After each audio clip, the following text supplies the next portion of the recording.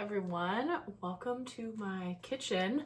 I've never taken you out of my living room before, so it feels kind of weird, but I have been finding it kind of hard to make the time to film, and I was inspired by Caitlin over at Spill the Reads, whose channel I will link in the description down below.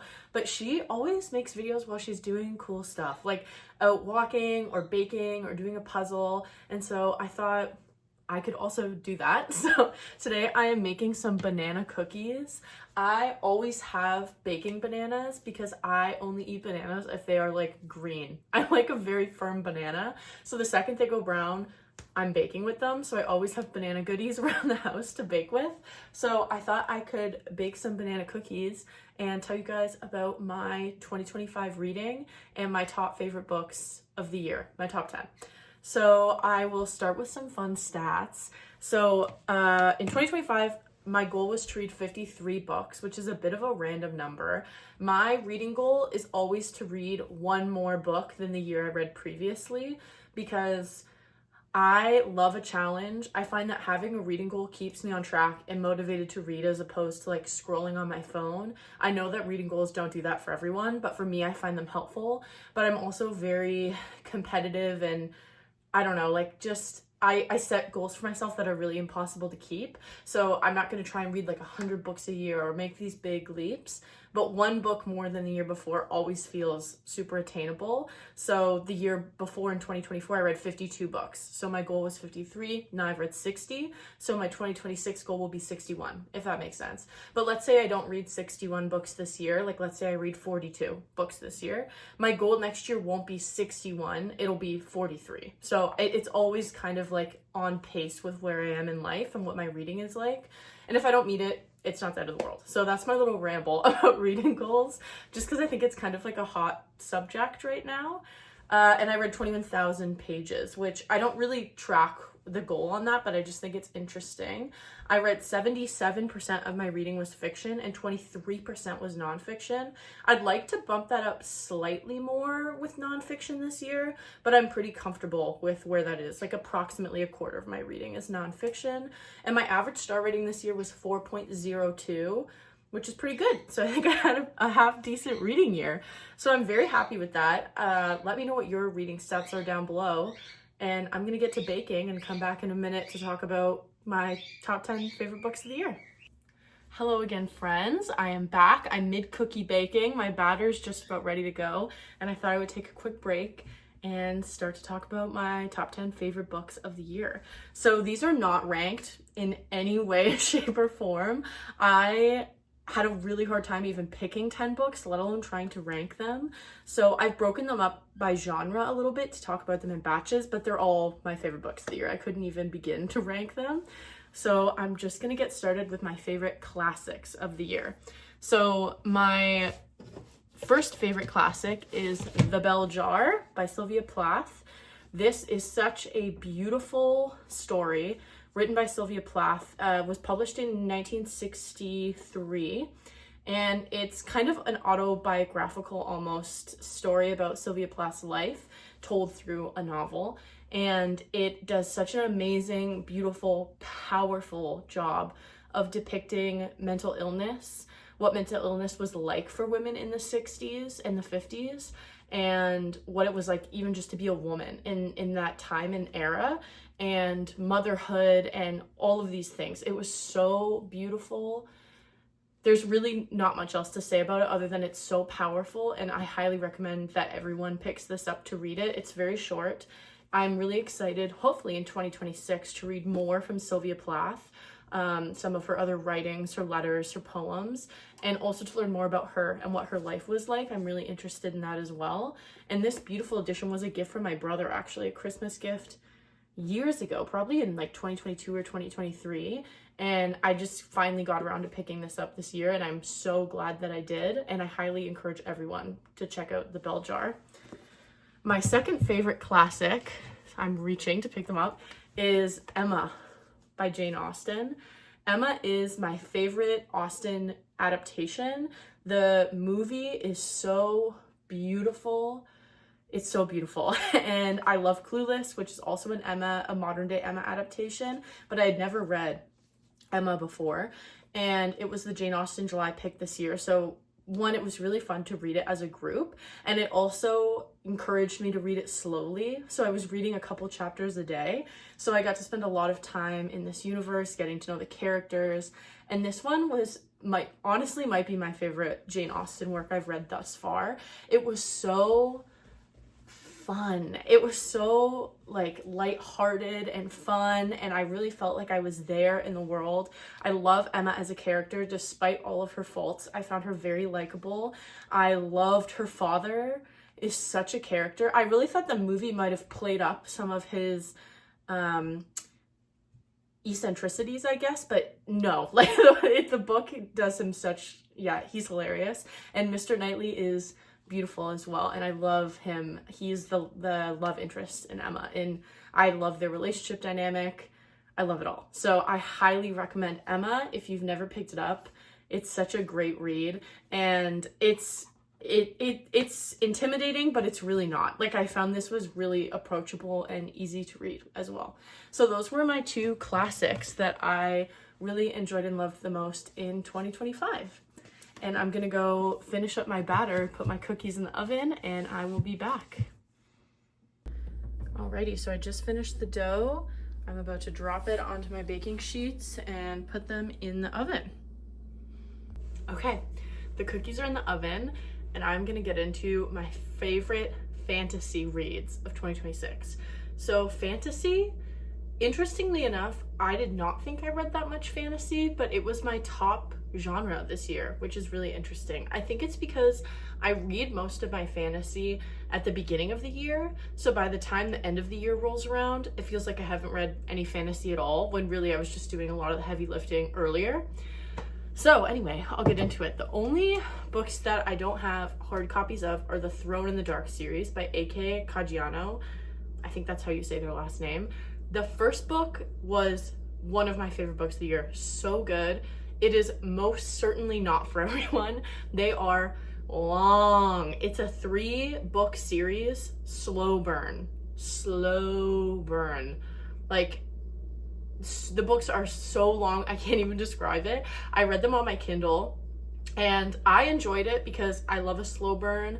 I love a little bit of yearning, and I just thought they were really, really funny. So they follow kind of like this evil dark mage who is so evil and like the most evil man of all, and he's like, I eat puppies for breakfast, but really he's actually like a really nice guy, and he tries so hard to be evil even though he's really not.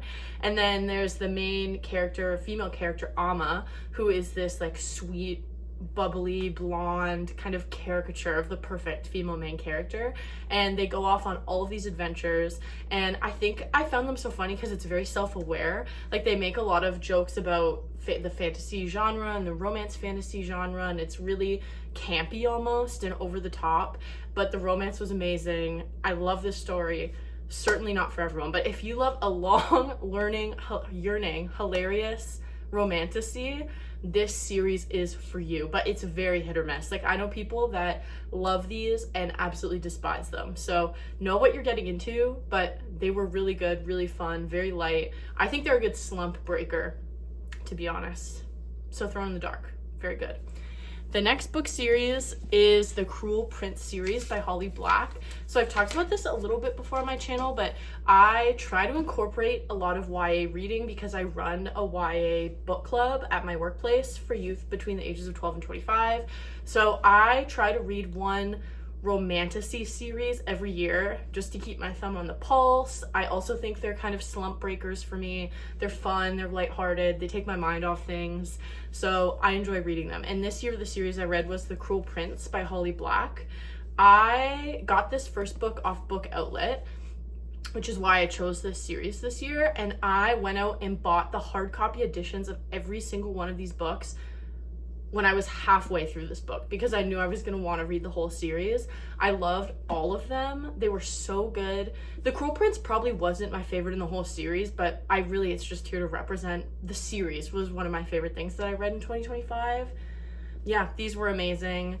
Really fun. They live in this world called Fairy, and in Fairy, elves are the creatures that rule, but they're not like fun elves. They're like evil. They have tails. Their morals are very clouded. And Jude lives in fairy, but she's a human. And she is such a badass female main character. I love the romance that brewed between Jude and Cardan very slowly, again, over 3 books. There's a trend here. I like a slow burn. I like a yearning moment.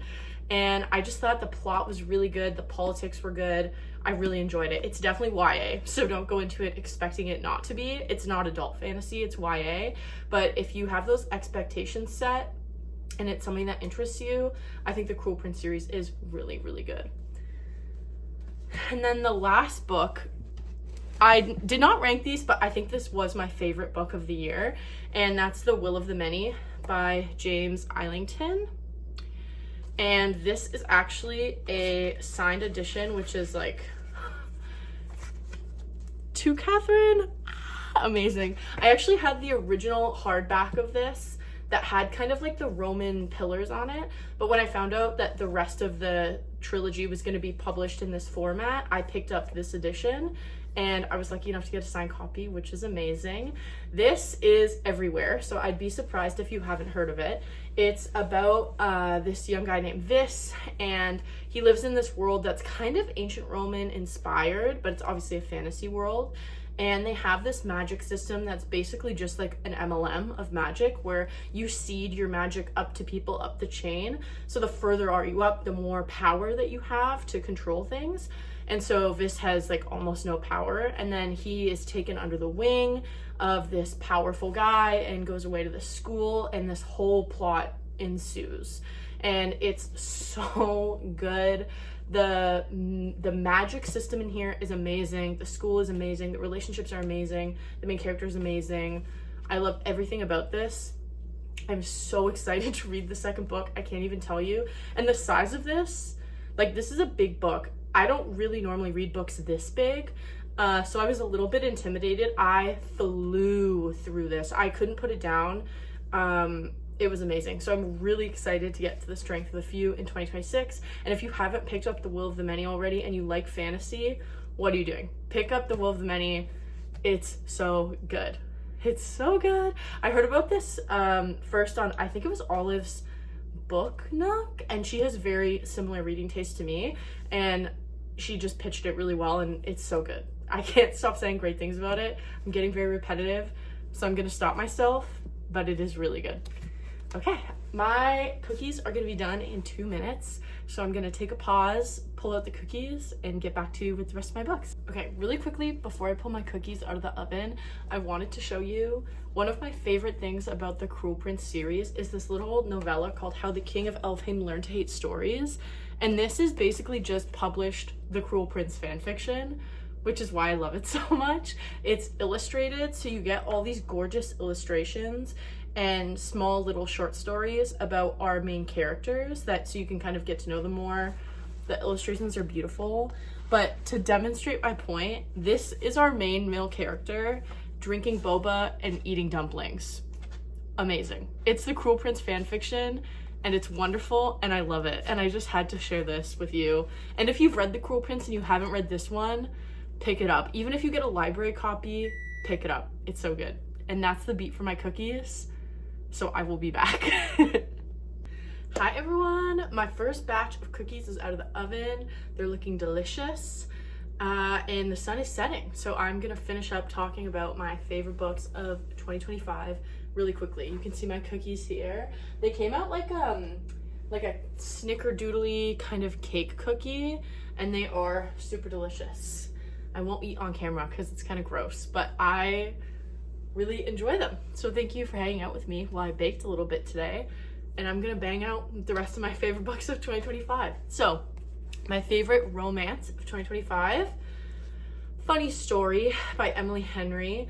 I really love Emily Henry. Her books are kind of hit or miss for me, and I tend to disagree with the popular notions online. I didn't really love Booksmart. I really didn't like Happy Place. So the last couple ones have been a little for me, but Funny Story, so good. Oh my God. I think the main male character in this one was just my type. Like, I love a laid back, sarcastic guy. I like someone who is really involved in their community, which this main character was. I love the setting. This one takes place in Wanning Bay, Michigan, and the descriptions were beautiful. I love a man that likes to go to the farmer's market. He works at a winery, check. So I think that was really the main thing about this one, is I really loved the male main character and also the female main character. I love their story. I love the way they were thrown together. This was just really fun and beautiful, and I will see myself going back to this one for a really long time. So a big win for Emily Henry on this one.